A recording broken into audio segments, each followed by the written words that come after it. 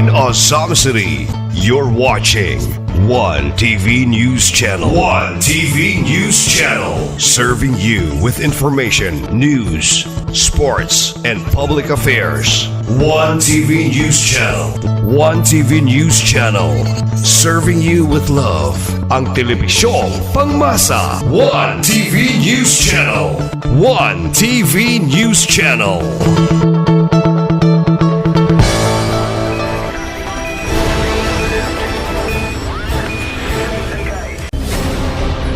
One TV special report.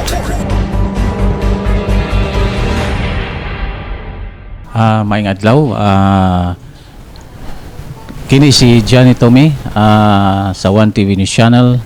Nanukad kita dinhi sa lungsod sa Tudela o kauban nato nga atong municipal mayor nga si Mayor Estela Obot Estanio o una atong hatagan usa siya og mensahe sa atong mga televiewers o sumusunod sa Facebook o YouTube channel. Mayor, good. Mayang adlaw natong tanan og especially sa ato ang mga suki nga televiewers, followers sa One TV. Maayong adlaw natong tanan. Okay. Mayor, baguhin lang naman ang first Asisto Agriculture Summit. Unsa man ang nakita nimo nga mahatid nimo sa kalupuan? Una magpasalamaton kita kay na initiate no to nga mao nga kalihukan ang usa ka Agri Summit nga initiated by the provincial government of Misamis Occidental through our Governor Henry S. Hominal. So adtong adlaw no natagaan kita kay gayunan nga mamati sa presentation sa nagkalain-laing programa sa Departamento sa Agrikultura. Inubanan gid mismo sa atong regional director ingon sa iyang mga bureau chief no dinhi sa Region 10 og diin didto na dungog nato ang mga programa no o proyekto nga naipundo no or naay mga gipahigayon no nga mga kalihukan pag-apod-apod sa atong especially sa atong mga mag-uuma og napoy daghang klase nga mga interventions gikan sa maong departamento sa nagkalain-lain sab nga kining mga agricultural crops no commodities nga especially kining sa ato ang naa sa ato ang probinsya no pila ang sa rice, coconut no mga rice pila sa naaman did sa didto ang ato ang BFAR para sa ato ang mga mangingisda no so klase-klase nga mga programa no dili lang mga infrastructure project no kundi mga intervention programs nga makatabang sa atong mga mag-uuma ug makatabang sa ato ang agricultural development sa ato ang probinsya. Okay. Mayor, lakip niya na tayo unsa man ang mga katunan kakulangon sa atong mga farmers na inyong napaabot natin sa regional provincial level pinagi nini nga summit. Una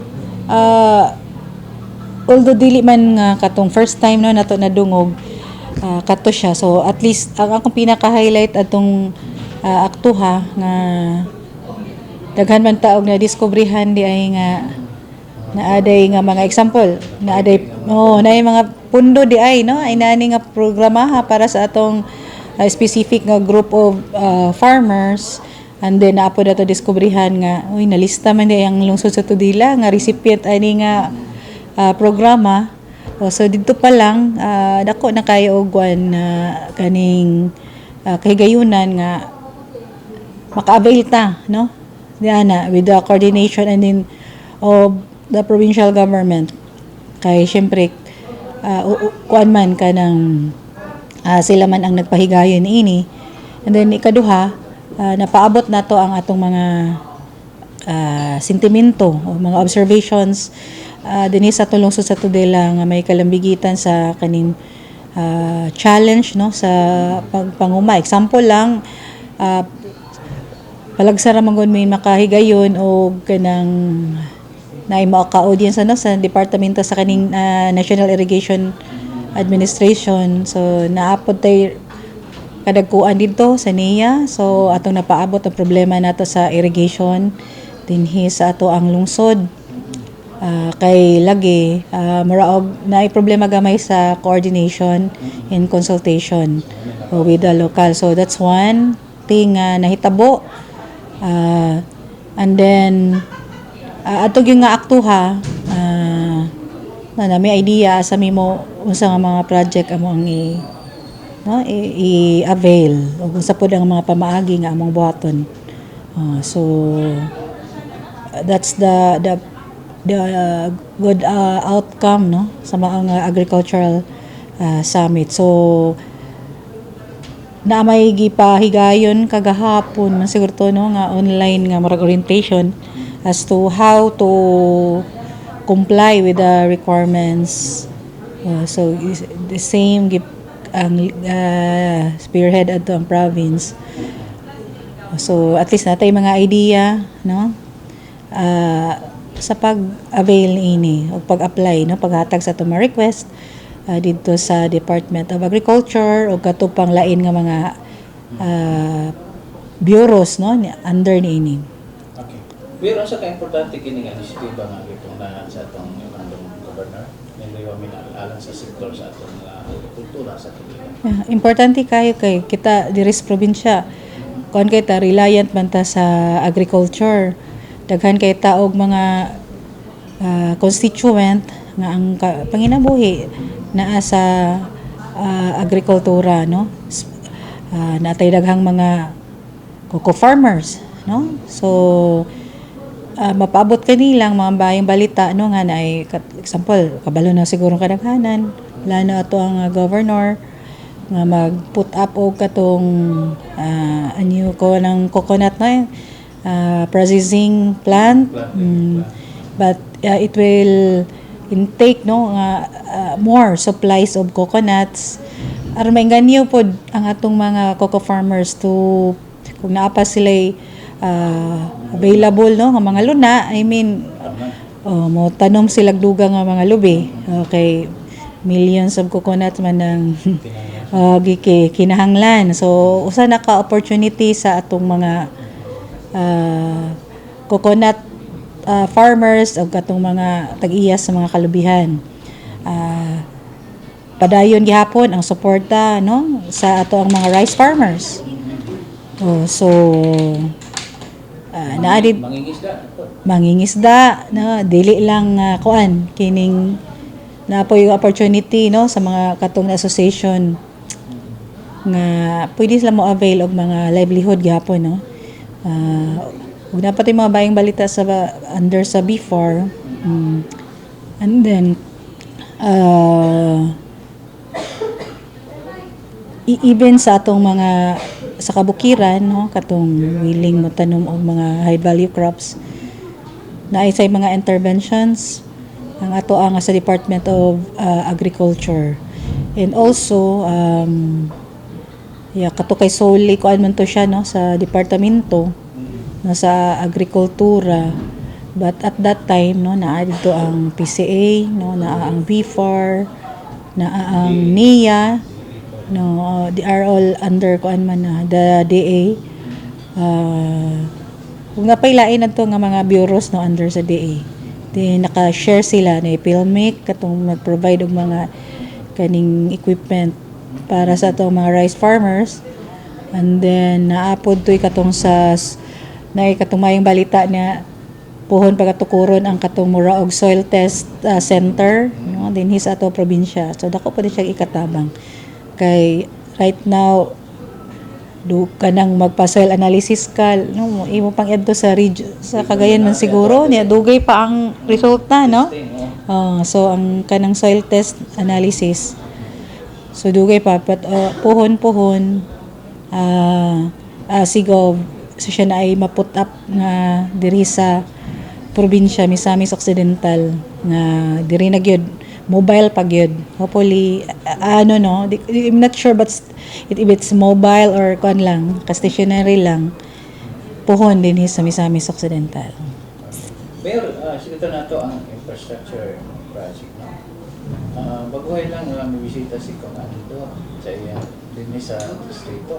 Sa man ang mga ganda ng proyekto nga inyong naisgutan natin. Last Friday, no? Dirito si Kong Ando ug na alipay ta sa iyang surprise visit. Then gidala niya ang listahan, no, sa atong mga proyekto. Nga siya gi kuha ni ba? Siya naning kamot mapunduhan. And then pinaka-highlight gyud ana nga this year kato iha gi promise, no, nga maputukuran og bag-ong municipal building. Congrats. So nalipay ta kay sugdan gina karon kwan. Magitanaw niya ang site, no, ang project site diha sa atong hawanan diha Tubangan, no. So mo gid atong gikinahanglan. Initially naa dito sa listahan pero karon tuiga mga 100 million kay it will be a 4-story nga municipal building.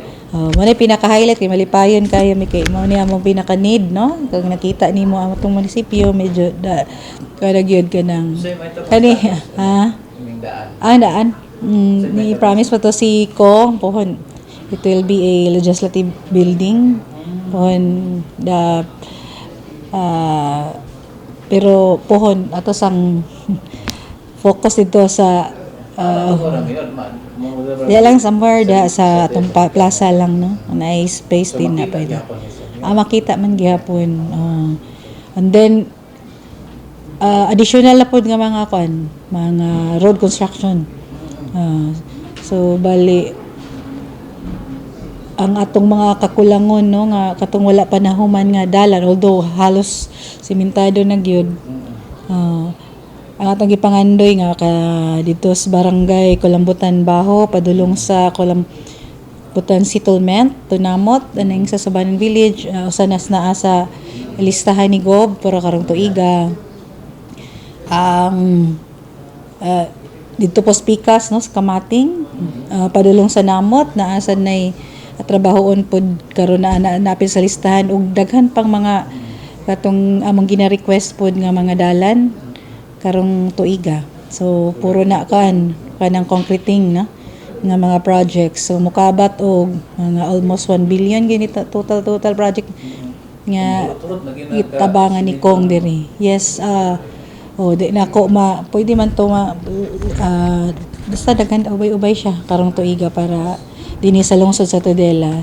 Gamay na lang ang concrete nga wala pa. Actually kung naa man gani sunod kato ng mga bagong dalan nga gi-open sa itong mga barangays mura siya og purok ba dalan na sa mga purok to purok ba. Kuan mga kani ang atong ginadamgo gyud, no, katong dalan nga moabot example sa Gala man na i-workout ni Kong initially karon magsugod sa mitugas no trabaho katong sa concreting, and then dito po sa Pikas side sa Namot na apod initial nga masugdan nga trabaho, no? So para tanan maka-access na gyud, no, tuloy-tuloy na ang atong mga kaigsuonan dito sa Gala ug Namot. Mas lay access na diri sa lungsod, no. Kada bang maabot na og sakyanan. Mga produkto Oo, mga produkto pod nila especially. Mayor kining atong sita nato ni atong public market o say update ito niya. Ana po di ay apil na sa mga building projects karong tuiga nga tapuson. Kanang naa din karon, no, mahuman na kanang naa sa likod nga portion nga building humanon dito na karong tuiga na ay pundo pod si Kong Ando, yes po. Sa lang ba Mayor sa nakakampong atong gitaydan nga PTOC o PDC join. Actually kuan to siya.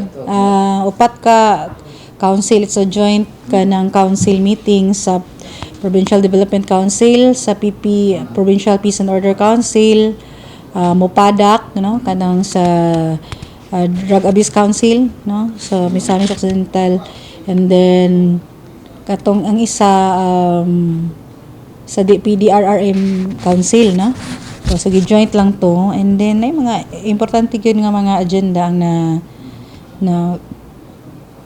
na discuss, no? So mga highlights lang siguro sa peace and order, no? Anay mga presentations man sa ato ang sa Philippine Army ug sa atong kapulisan, no? Na present sila so far for the last quarter of last year ang ilahang mga performance, no? Nag-updates. Then akalay nanumduman na dito gipresentar ang siguro namang nakaibaluan na kay nakakita na sa balita sa province. Katong paghatag ayuda sa atong mga former rebels, no? So matay highlight. And then sa ato pong mga kapulisan naapod to sila importante katong ilang mga accomplishments, especially aning sa napod to sa kaning sa road accidents, napod ito PDEA, no? So naay accomplishment atong kapulisan when it comes to atong mga anti-drug nga activities o ang atong PDEA. So na sila yung mga gi-presented to. So far kung mahinumduman kadto lang, no, sa Peace and Order Council, sa PDC or sa Provincial Development Council, naay mga proyekto nga gipang endorso nga gi-approve during that meeting sa council, gi-endorse sa sangguniang panlalawigan og dito sa RDC para ma-consider. Mauna akong nahibaw og sa atong PDRRMO naay gipang approve dito nga mga pondo o para mapunduhan, no, or na Tagalog realignment para ma-implement, no, from the available funds, no, sa probinsya. And then we also found out nga katulagi, no, Misamis Occidental was the first one to kanang provide, no, assistance dito sa Iligan City sa itong mga kaigsoon ng Nabaan. That's what I learned from the meeting. And then the rest kanang katong mga lain-lain nga mga items na, no, na hisgutan dito na pita, ubay-ubay manggod to siya. Yan. Okay. In general, Mayor, kumusta ang atong mga peace and order, labi na ng problema sa droga sa Tudela?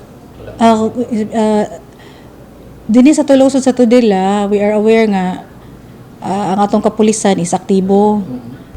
Gani usa sila sa na highlight, no, nga na mga accomplishment yun when it comes to kaning pagpanakop, no, sa nagpayuhot or na-involve sa droga.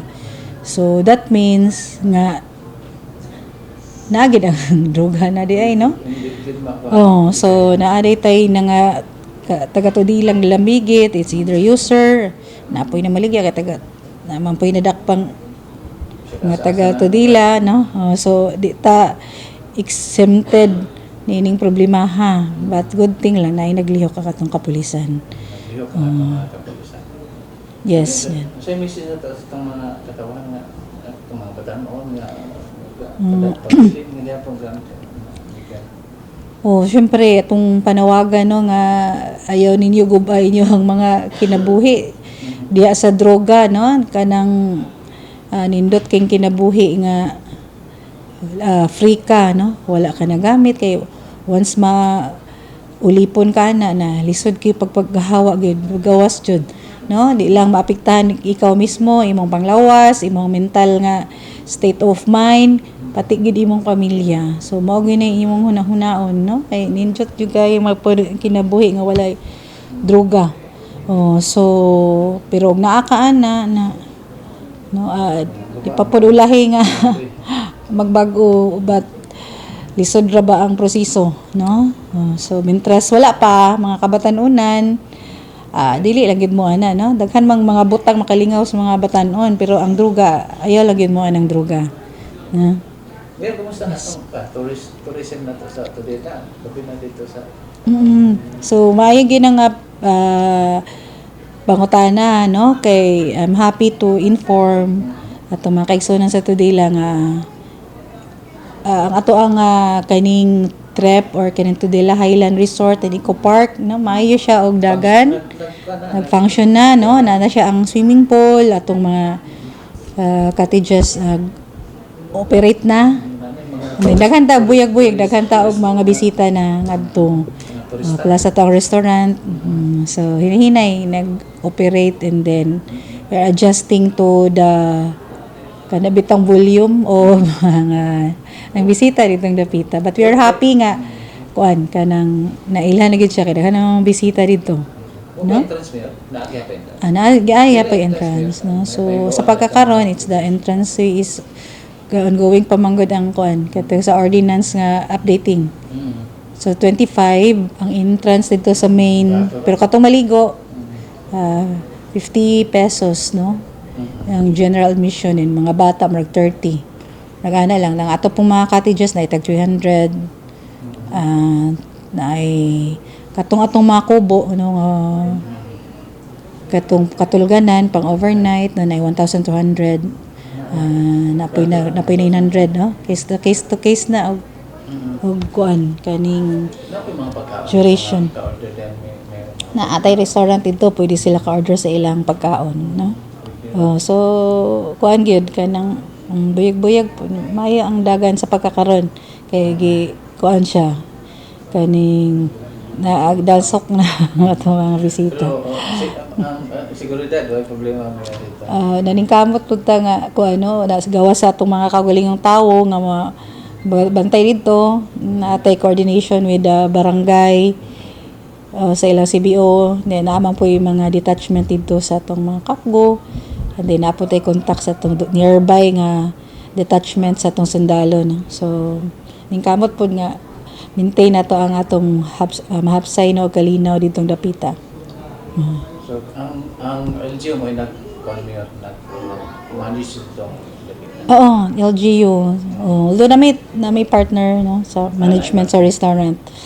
Sa restaurant ang yun. Oo. But general nga management, it's the local government unit of Tudela jud tuag na one of our economic enterprises kana. Okay. I mean tourist nga enterprise, tourism enterprise. Okay. Salamat Mayor og pwede ka makahatag sa imong panakop na mensahe sa ating mga viewers. Sige sa atong mga kuan lungsuranon among ipaabot ninyo no nga kuan we are doing our best to provide the best services ninyo nga atong mga taga Tudela, no, be it as atong social services, ang atong mga programa sa ato ang the tourism, no, ang ato apon nga sa infrastructure and other pa nga mga departamento, no. So but karon nga stage, no, nadyo ang amo ang pagsugod o pag take off sa tang mga ipag-implement nga mga project since it's the beginning of the year, no. Ato lang pinauton nga inubanan sa yung mga suporta kanunay mo magpaluyo sa LGU Tudela na mga panawagan sanong, no, musuporta sa to ang mga programa niya kuan lang kanang BA law abiding, no, Tudilanhon mora na importante nga atong pangayoon ninyo, no. Mo katong atong pakikinabi sa atong butan nga municipal mayor sa lungsod sa Tudela nga si Mayor Stella Obo Tistanio. Gikan dinhi sa Municipality of Tudela. Kauban ako si Mike Toba. Ako si Johnny Tommy reporting.